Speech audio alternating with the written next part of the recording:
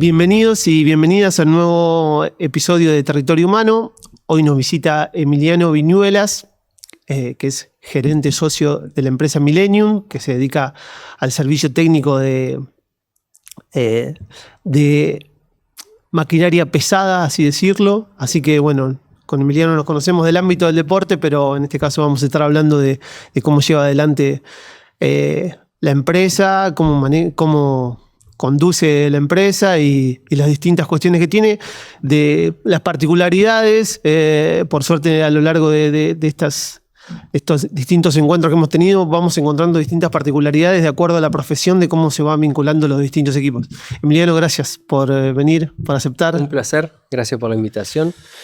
Bien, me contabas antes que tenés un equipo de trabajo que tiene un formato de trabajo particular. No es la oficina o la empresa que van de lunes a viernes, sino que van trabajando 14 por 14 o de acuerdo a cómo son los proyectos que tienen que encarar, ¿no?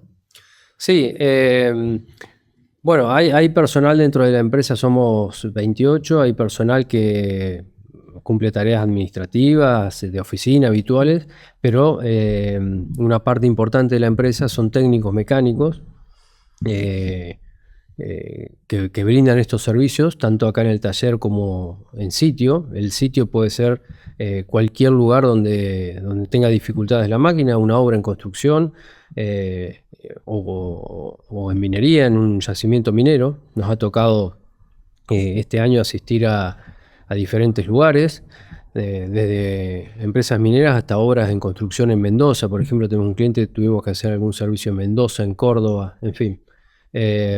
Tenemos clientes importantes y nos movemos donde se requiera, donde estén las máquinas. Y eso implica que el personal tenga disponibilidad para viajar, disponibilidad para trabajar en lugares no adecuados. Esto es un poco la ley de Murphy. Las máquinas se rompen en el lugar más incómodo, más difícil.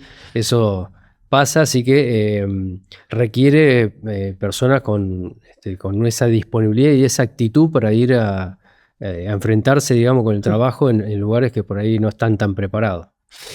Bien, y vos me contabas que por un lado la gran mayoría de los clientes no son locales, sino que son, como decías, de Salta, de Jujuy, de Río Gallegos. Al mismo tiempo hay personal local, pero hay personal que también de distintos puntos del país, que a veces tenés que trabajar en la ciudad y a veces tenés que ir. ¿Cuál es digamos, el eje común para poder llevar adelante todo eso? La comunicación, ser claro con la gente, poder, no sé, elegir bien el personal. ¿Cuál vos creés que es la clave para que todo eso que está muy disperso y no es heterogéneo pueda funcionar? La verdad que sintetizar cuál es la clave no lo sé. Yo te cuento, yo empecé como importando repuestos, un emprendimiento unipersonal. Así funcioné y me iba bien durante unos años hasta que me plantearon que había que tener técnicos mecánicos para prestar servicio. A lo cual mi primera respuesta fue no pienso tomar nunca una persona, un empleado. Yo estoy feliz. Bueno, 2 semanas después tomamos 4 personas, porque obviamente era lo que había que hacer, era la lógica, más allá de mi negativa. Y ese proceso, hoy somos 28, como dije, fue un proceso en el cual fuimos incorporando gente de diferentes lugares. Tengo muchachos sanjuaninos, de Tucumán, de Buenos Aires, de Puerto Madryn, por supuesto, y la realidad, y de diferentes edades. Nosotros en la selección de personal, nuestro eje es que tienen que estar calificados. No es fácil encontrar personal con experiencia en este tipo de trabajo, de equipamiento, y además un determinado perfil de personas. Como te decía, nosotros necesitamos gente con disponibilidad y con la capacidad de trabajar en forma independiente. Yo no puedo estar supervisando a alguien que está a cientos de kilómetros. Es un poco el trabajo por objetivo. Con lo cual hay un determinado perfil de personas que buscamos, pero claro, después hay que amalgamar las distancias y las idiosincrasias de trabajo, ¿no? Cada uno, hay gente del norte que tiene, formas de laburo por ahí algo diferentes a la gente de acá y hay que ir llevándolo. El proceso no fue fácil. Durante todos estos años, siempre digo, uno mira currículums y los currículums te dicen, demuestran la experiencia, la formación, pero no te hablan o muy poco de la persona. Y las personas son las que terminan definiendo realmente los puestos, ¿no?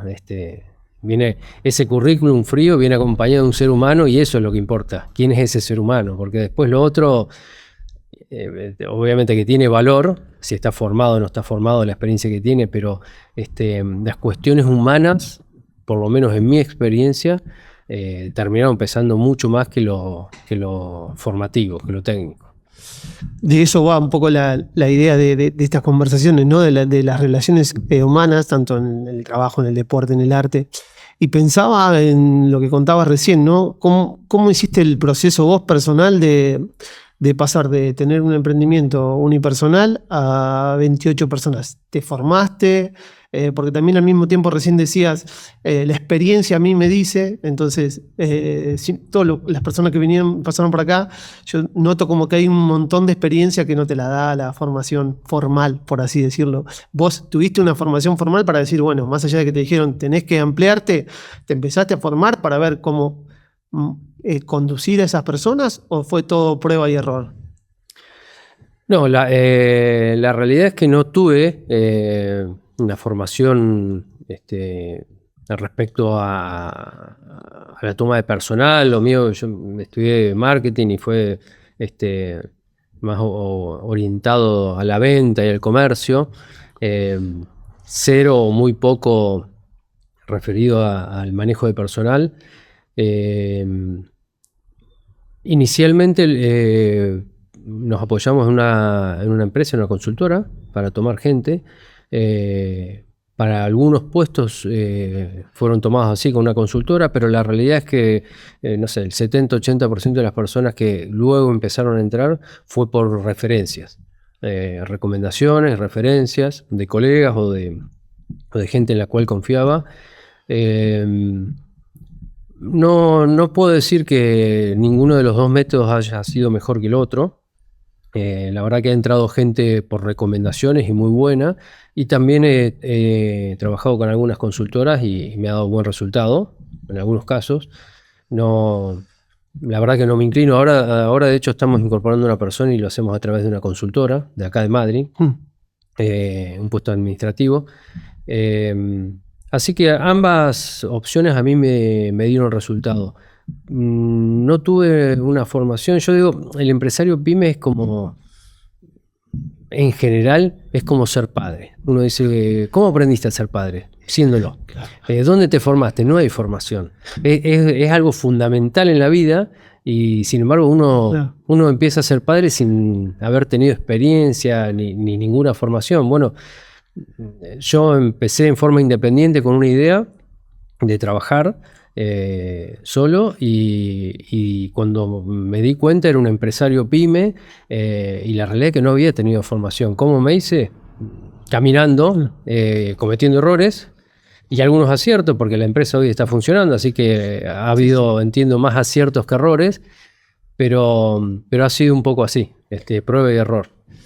Y en esto que vos decís de ser padre, que es cierto, nadie te enseña, y es más, vienen más los hijos a enseñarnos a nosotros a veces que nosotros a los hijos. ¿Y a vos te pasó eso de poder darte cuenta que tuviste o absorbiste conocimiento de tus empleados y de gente que trabajó con vos y que fue? Porque si mencionás que mucha gente por recomendación, digo, uno es como que va a un lugar medio sin conocimiento y tiene que empezar a confiar y a esto que vos decís, ¿no? El vínculo con las personas. Sí, totalmente. Yo aprendo constantemente de la gente, se lo digo. Ustedes están acá para ayudarme a mí, para enseñarme. No es que lo estoy ocultando y de hecho incluso pido que la colaboración de todos y la ayuda para formarnos. Escucho las opiniones de todos. Después te encontrás con que hay gente que es más o menos sincera, hay gente que le gusta más mencionar o decir las cosas y otros que son más retraídos por diferentes razones, pero la realidad es que yo he aprendido muchísimo y la mayor parte del aprendizaje ha venido de mis empleados, sin duda, por lejos. ¿Y eso lo ves como una debilidad o una fortaleza?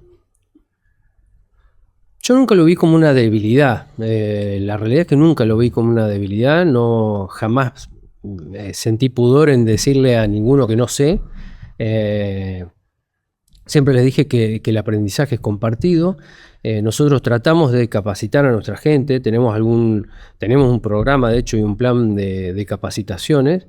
Y lo que les menciono a todos es justamente esto. Nadie vino sabiendo, todos nos estamos formando. Esto es un acuerdo que tenemos hoy. Yo a mi gente le digo, hoy están acá, aprovechemos a crecer juntos. El día de mañana pueden irse a otro lado y lo mejor es que se vayan con todo el conocimiento posible. Trato de hacerlo transparente eso. Y de ninguna manera impongo mi autoridad por el conocimiento, porque yo sé más que nadie, lejos de eso, al contrario. Trato de que trabajemos de igual a igual. Entonces, siempre que trato de ir rescatando conceptos, el primer concepto, o ya dijiste un concepto como que el primero es las relaciones humanas, pero este segundo concepto tiene que ver con que esto, desmistificar esto de que quien conduce, el líder, es el dueño de la verdad, ¿no? Me parece que, por eso te preguntaba si es una habilidad fortaleza, porque yo lo considero una fortaleza, poder digamos, decir, esto no lo sé, construyámoslo juntos, de alguna manera eso genera un compromiso, un sentido de pertenencia, la persona se siente valorada, por eso me parece que es un concepto importante para entender, y además que entiendo, y eso corregime si no es así, que como vos marcás la estructura de trabajo, si vos no confiaras y no dieras esa posibilidad de compromiso de parte del empleado, sería imposible poder llevar adelante la empresa, porque hay un montón de cosas que no estás, digo, tener que mandar gente a trabajar a otra provincia, no saber cuándo llegan, confiar ciegamente en el empleado, es como si no tenés esa metodología de trabajo, difícilmente puedas tener la empresa que tenés ahora, ¿o no? Sí, sí, justamente, y además yo siempre vi, y esto obviamente generalizo, siempre están las excepciones, no quiero con mis comentarios ofender a ningún empresario pymes, pero en Argentina tenemos yo he visto una característica que es que aparentemente el dueño tiene que saberlo todo y tiene que decidirlo todo, y hay una visión medio de patrón de estancia, ¿no? Como que lo que dice Emiliano, bueno, tiene que ser así porque él es el dueño. Y la realidad es que recuerdo un caso que conocí una pequeña empresa de Estados Unidos y apareció el vicepresidente. El vicepresidente era un peruano que vivía en Estados Unidos y muchos años vivió, y nuestro contacto era con él. Y realmente era una persona que sabía muchísimo de minería, y un día apareció el dueño, que era en realidad el hijo de quien había fundado la empresa. Y el dueño me dijo, cualquier cosa lo resuelven con él, con su vicepresidente, que era el que conocía. Yo dije, yo no entiendo nada. Yo soy el dueño de esto, pero a mí me gusta el agro. A él le gustaba criar vacas. Y ellos tienen esa visión. El dueño, que es el capitalista, quien es, no tiene por qué entender el tema. Es simplemente el dueño. No necesariamente tiene que entender del negocio. De hecho, puede no entender nadie del negocio y hay un gerente que lo administra. Y yo creo que hay que, en ese sentido, volcarse un poco a eso, y reconocer que los mandos medios pueden conocer más incluso que el mismo dueño del tema. Eso no tiene ninguna dificultad. Acuerdo totalmente y creo que todo va camino a eso, porque también hoy por hoy se accede tan fácil a la información que cualquier persona que vos tengas sabe, digamos, de algo porque lo buscó, porque lo investigó. Sí, yo creo que hoy evidentemente estamos en la era del conocimiento, la cantidad de conocimiento que hay es tal que creo que ninguno hoy puede acceder a eso. Sí. Si uno se pone a estudiar un tema específico, hay tanto que es imposible, imposible saber todo. Yo siempre digo, antes uno era, en 1800 vos eras médico y sabías de medicina. Sí. Hoy en realidad, si estudias muchos años, podés llegar a acceder a una parte de la medicina. Sí, sí. Ni siquiera podés, los especialistas pueden conocer todo. Con tanto conocimiento, la realidad es que hoy importa mucho más cómo trabajamos con ese conocimiento, cómo hacemos en las organizaciones para justamente combinar a todos esos seres humanos, cómo mejorar esas relaciones humanas y poder llevar adelante, porque ya no es un problema el conocimiento. Ahora el problema es cómo hacemos justamente entre nosotros para vincularnos de forma efectiva, para ser efectivos como organización.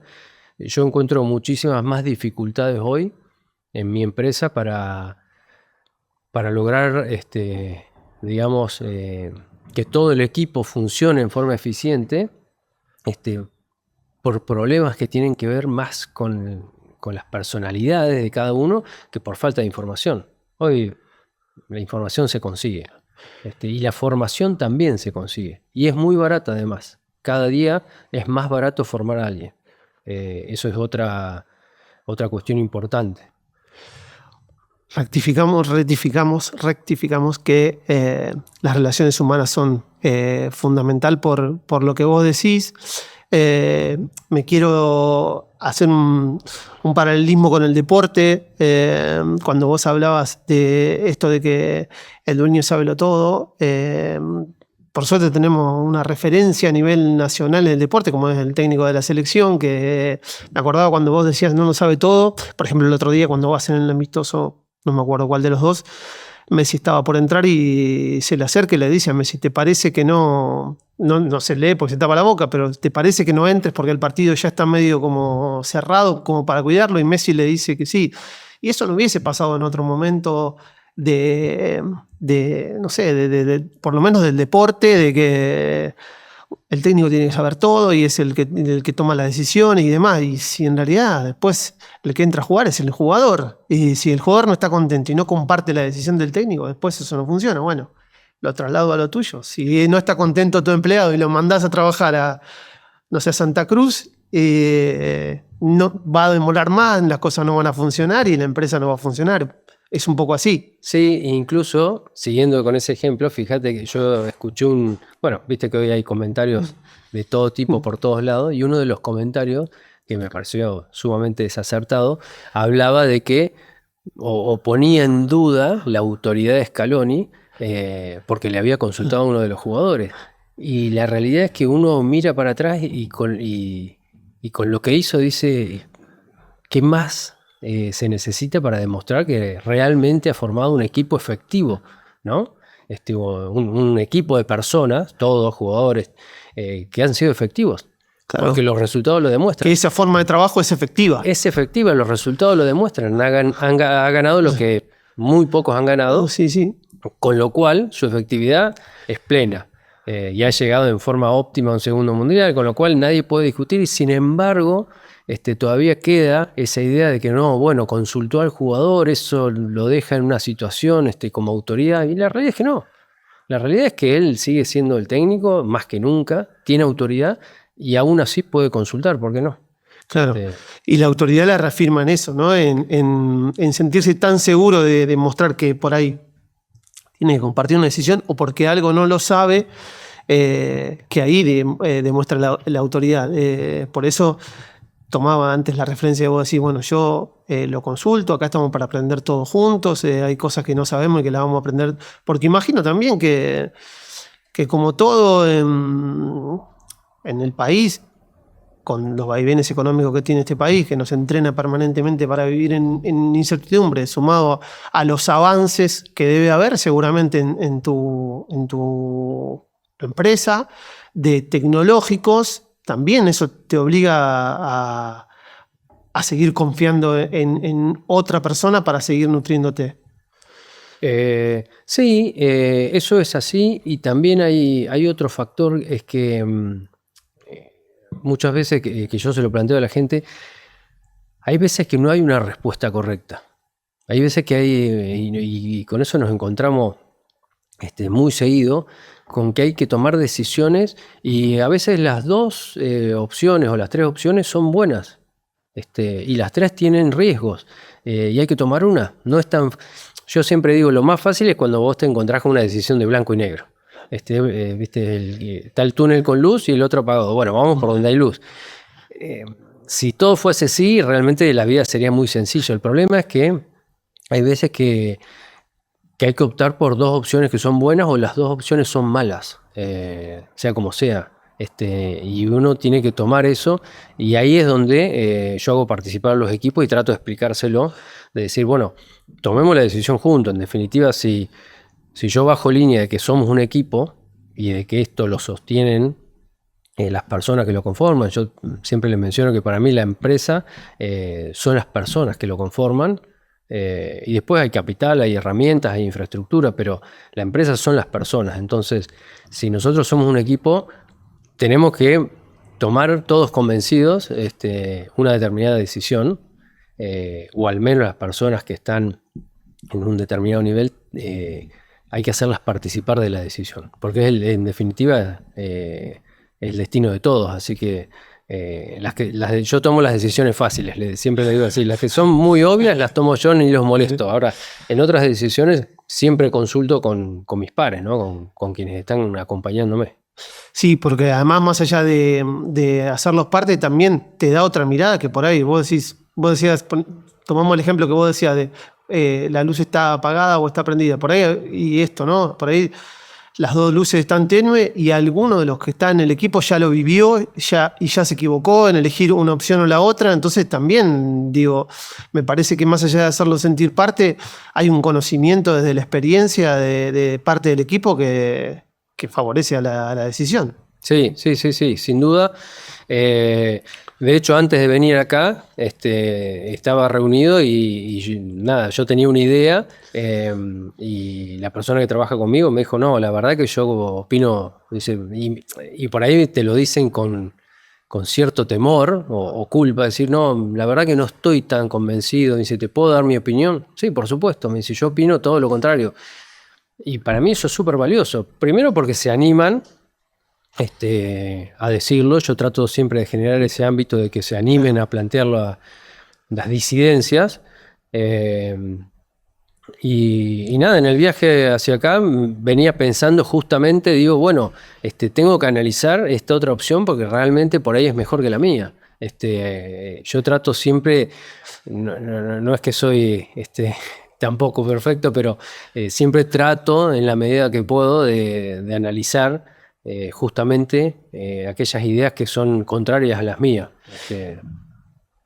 Ahí queda otro concepto, ¿no? Como animar a plantear las disidencias, porque vos también mencionabas, con cierto temor lo dice, y a veces está de parte de quien conduce el temor a que le discutan una decisión. En este caso, vos prestás atención a que si no se anima del todo a plantear la disidencia, darle el espacio para que la pueda plantear y se sienta seguro de lo que está diciendo. Me parece que también es una fortaleza a la hora de conducir y es un concepto que debería el que está escuchando entender como sumamente positivo. Sí, no es tan fácil. Yo siempre digo eso, estas cosas es más fácil decirlas que llevarlas a la práctica, como todo, ¿no? Como todo.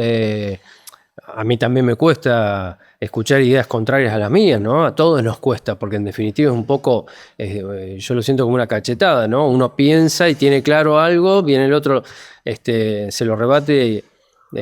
Hay que tener la capacidad, o trabajar mucho para tener la capacidad de escuchar ideas que son contrarias y poder sacar algo bueno. No es tan sencillo.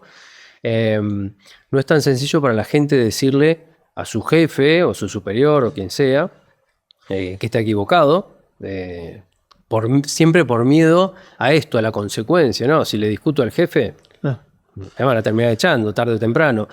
Entonces ahí empieza a jugar esta cuestión. Por eso hay que crear también el ámbito para que lo digan.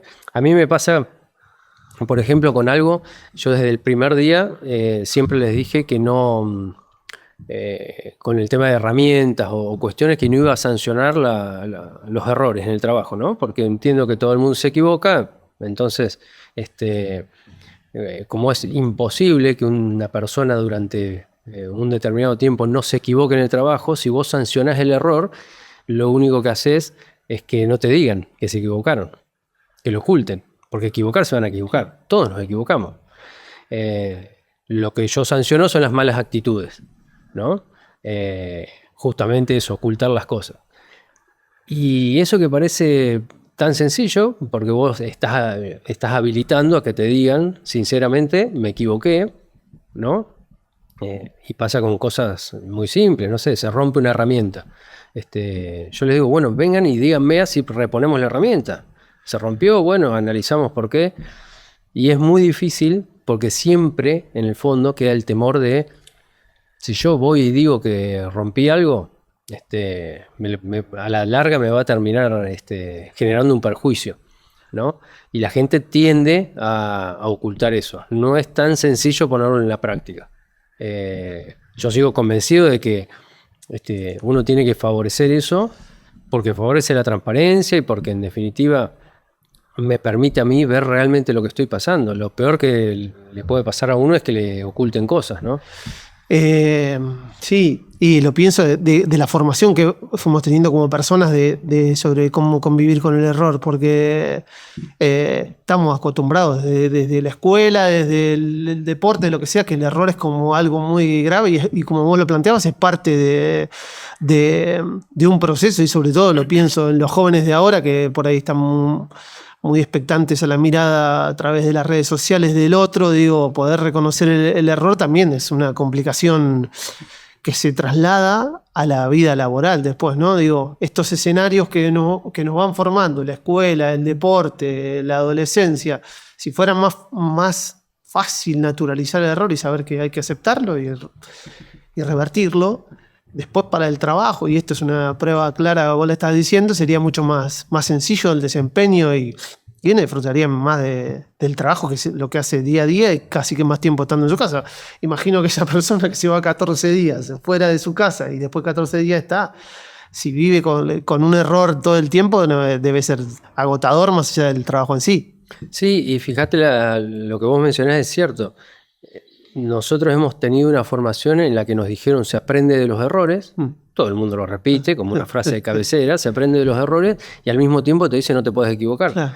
Y entonces tengo que nacer experto como trabajador, porque no me puedo equivocar, pero al mismo tiempo me están diciendo que yo voy a aprender de mis errores, que aprender de los errores es el mejor aprendizaje. Es que si vos siguieras esa lógica no tendrías la empresa que tenés, pues te hubiese quedado con el emprendimiento y ya está. Exactamente.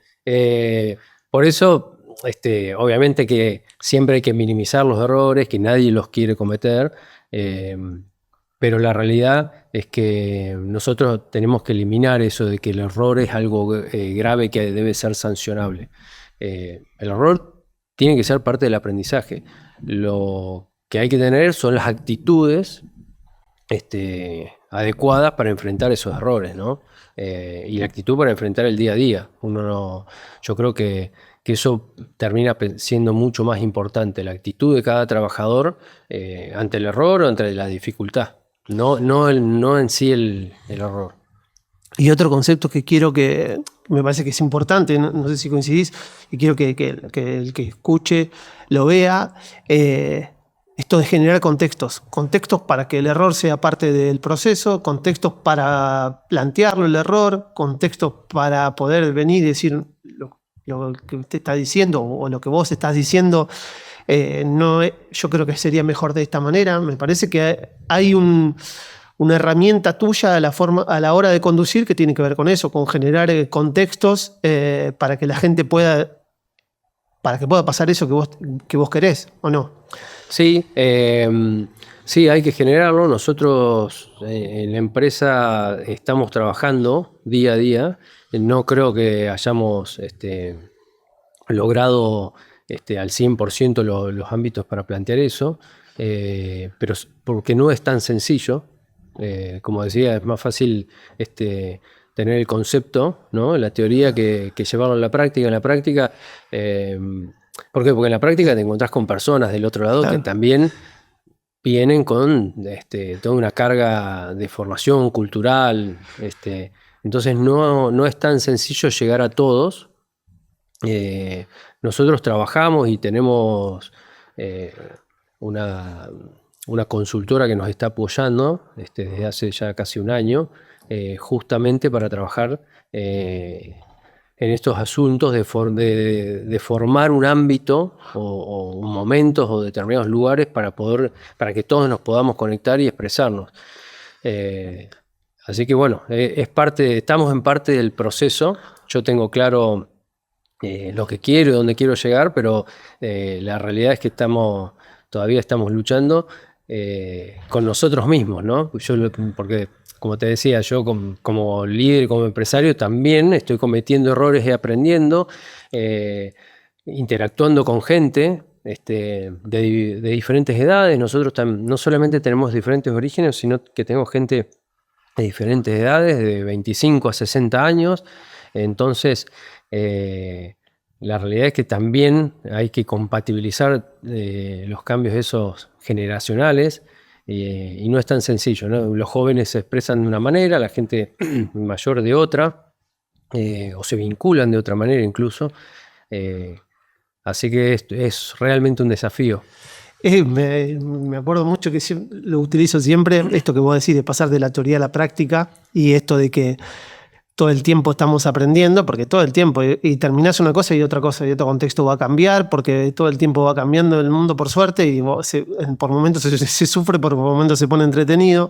Una frase de un entrenador que decía: yo los jugadores los paro en la cancha, pero después arranca el partido y la pelota se mueve y entonces yo hago esa analogía siempre, cuando digo, bueno, vamos a hacer esto. Después la pelota se mueve, hay un rival y habrá que ir modificando la situación, porque después pasar de la teoría a la práctica es complejo. Y dentro de tu equipo, toda esta formación que vos vas teniendo, un poco desde la experiencia y de lo que imagino que leerás y demás cuestiones, ¿sentís que podés transmitírselo a alguien del equipo para que pueda conducir por debajo tuyo? ¿O no dimensionás eso? Si lo puedo transmitir a los mandos medios. Sí, si vos sentís que tal persona de un mando medio, bueno, le veo como la capacidad de poder de absorber la mirada de otro, voy a apuntalarlo porque si la empresa crece voy a necesitar que esa persona me resuelva ciertas situaciones dentro de los equipos de trabajo.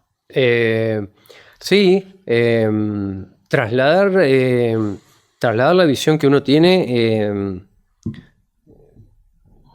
creo que es el mayor de los desafíos para mí. No es tan sencillo que los mandos medios canalicen lo que quiere el dueño, ¿no? Ahí empieza todo un desafío de que las personas que te acompañan puedan transmitir exactamente lo que hace el dueño. De hecho, hay una tendencia muy fuerte siempre, en general, en muchas empresas, decir, bueno, no, pará, lo hago yo, ¿no? Y a mí me ha pasado en algún momento decir, no le voy a decir a Diego que vaya a transmitir este mensaje porque capaz que lo dice de alguna manera, que no llega a la gente o no me gusta, entonces nadie mejor que yo para hacer las cosas. Y eso es un error. Y muchas veces ese error está sustentado con que si yo lo hice y me dio resultado hasta ahora, ¿por qué no lo voy a seguir haciendo? Sí, al final el éxito es mío, porque yo vine hasta acá. Y ese es un error. Uno tiene que aprender a formar los mandos medios para poder crecer. Porque incluso aunque haya llegado hasta donde llegó, no necesariamente eso mismo va a terminar teniendo éxito. Y se me viene a la cabeza un ejemplo que tiene que ver un poco también con lo humano y con el deporte. Estaba viendo ayer la serie de Nadal, de cómo, no la había visto nunca, me pareció genial, de cómo él lo tenía de entrenador a su tío, y su tío fue el que lo lleva a ser un tenista exitoso, el número uno, y después llega un momento en que no servía más eso, y que hubo que cambiar, y tomó la decisión de cambiar, una decisión muy fuerte en su vida, por los vínculos, etcétera, pero que muestra que muchas veces lo que vos hiciste y te llevó al éxito ya no sirve más, y hay que cambiar. Con lo cual los empresarios tenemos que tomar eso, decir, bueno, yo llegué hasta acá, pero no necesariamente seguir haciendo lo mismo me va a implicar que voy a seguir creciendo o voy a poder seguir desarrollándolo de la misma manera. Hay veces que hay que pasar la posta y permitir que a uno lo ayuden. No la vi la serie, pero no sabía tampoco del cambio. Sí, porque yo leí un libro de Tony Nadal, del tío, porque le escuché en varias entrevistas y me parecía que para esta época de los jóvenes tiene una mirada muy, a veces cruda, pero viste que hoy todo está como en algodones y él te dice, bueno, no, esto está mal. Y está mal, y si te entrenás lo vas a mejorar, y si no, no lo vas a mejorar, es blanco o negro. Y bueno, el libro está bastante bueno, pero no sabía ese cambio ¿cómo es? De Nadal, casi que la voy a ver. Y volviendo al tema anterior, alguien me decía, cuando tengo que poner un jefe de vendedores, no siempre es el que más vende, tiene que ser el que pueda tener el vínculo humano, y eso también lo tenés en cuenta en este tema de los mandos medios, de que las personas que conducen tengan esas habilidades para poder conducir. Sí, de hecho yo he tenido discusiones porque en algún momento me plantean, no, bueno, el supervisor tiene que saber mucho más que el técnico, ¿no? De mecánica, y el jefe no, muchísimo más que el supervisor. Entonces el que más sabe era el que tenía que estar en el cargo, y eso es discutible o no, o puede ser un aspecto deseable, pero no es no es condición total para que eso ocurra. Muchas veces quien dirige algo tiene que tener más capacidades de organización que conocimiento específico de lo que se va a hacer. Por ello puedo tener un jefe que no necesariamente conozca, o sea, el mejor armando motores. El mejor armando motores tiene que ser el que va a armar el motor. Pero el jefe no tiene por qué conocer de motores más que el técnico, necesariamente. Si lo conoce, perfecto, pero lo que sí tiene que tener es capacidades de liderazgo.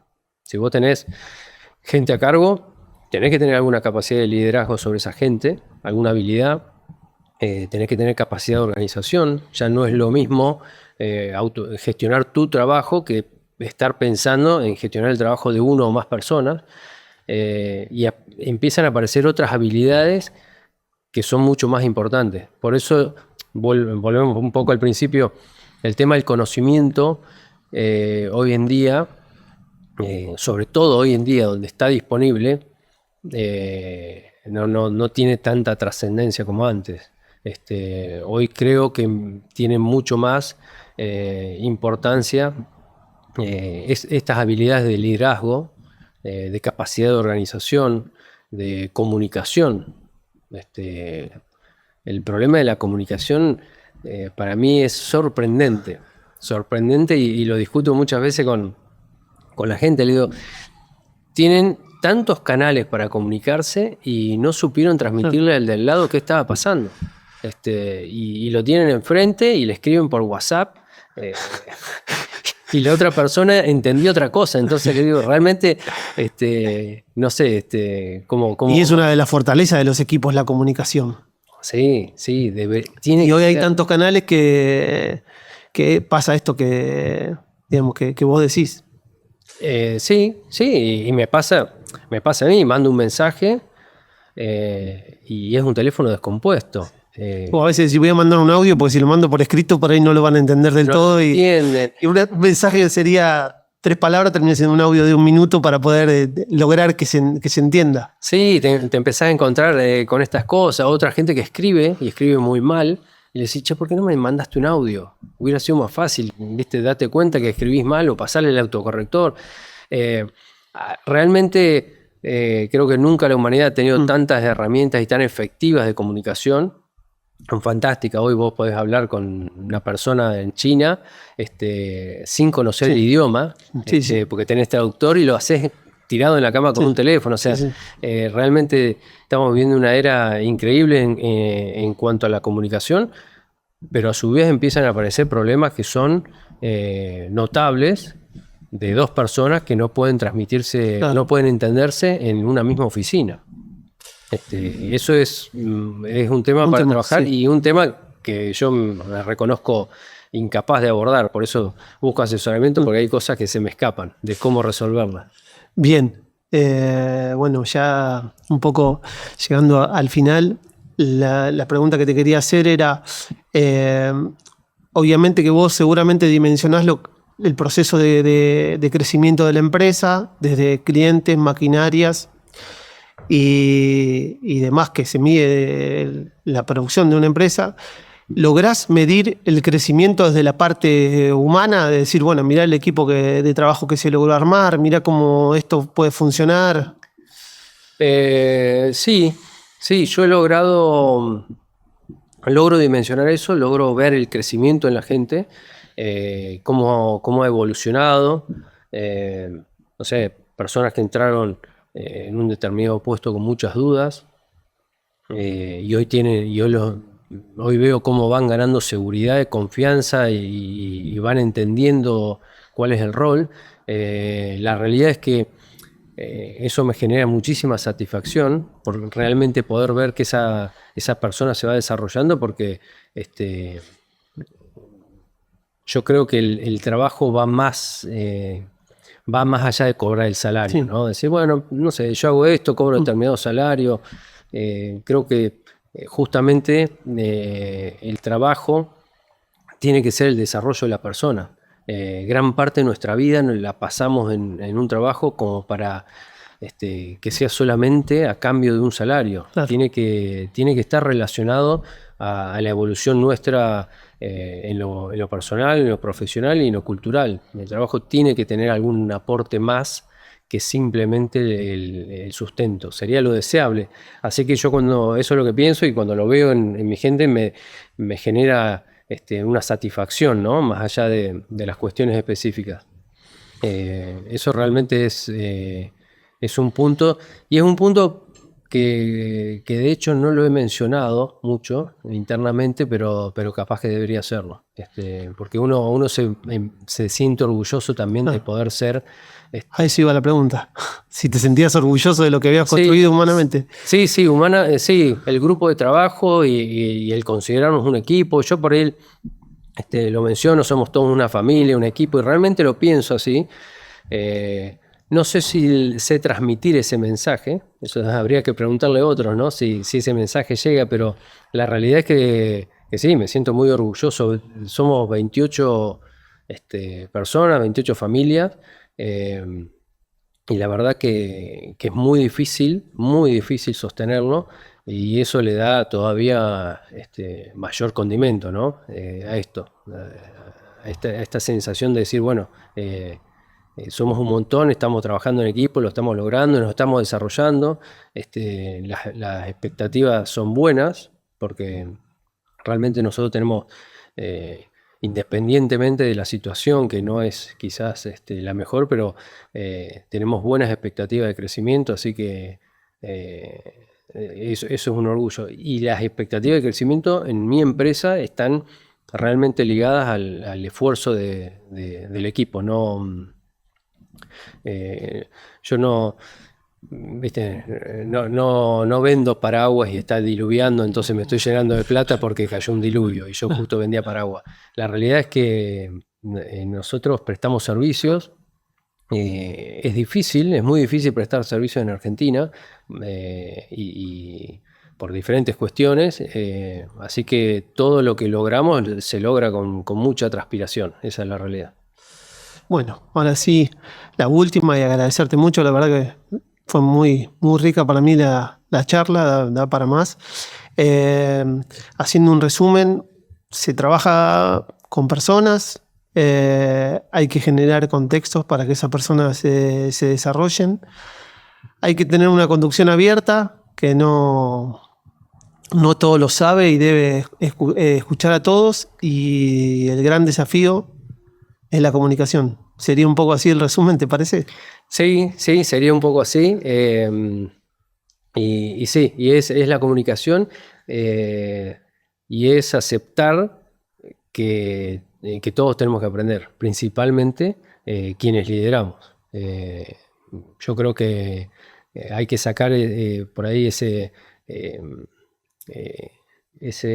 título del que es dueño lo sabe todo y como es dueño tiene la decisión final. Creo que son conceptos, a mi entender, equivocados.